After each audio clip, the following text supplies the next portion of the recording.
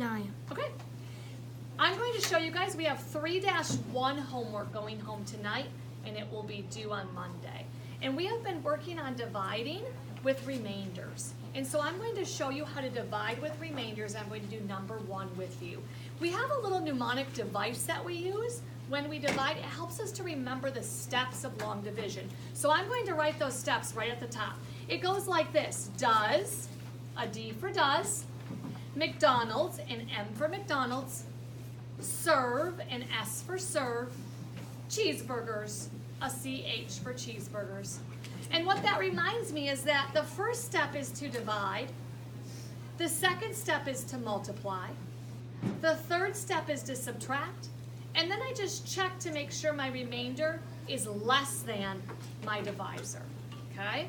So watch how I do this, and I've taught you a few tricks, and I'm going to ask that you do these things even if they don't make sense yet, because as this gets harder, it will make it much easier for you if you already are doing these things. So the first thing you're going to do is you're going to say, okay, this is 29 divided by 5. You're going to underline the 2, and you're going to say, can I divide 2 pieces of candy among 5 friends? And I can't. I only have 2 pieces of candy. That's not enough for my friends. So then I'm going to underline all the way to the 29 and put up a little fence. What that tells me is I'm going to look at the entire number 29. So my first step is to divide 29 divided by 5. You can either use your fingers and count by 5s and get as close to 29 as you can without going over, or you can use your cheat sheet. The number 5 is on the side, so find the number 5 on the side of your cheat sheet. Go as close to 29 as you can. 5, 10, 15, 20, 25. Oh, you don't have 30. You can only do 25. Follow that up and find the number on the top. The number on the top is 5, so that's the answer to 29 divided by 5.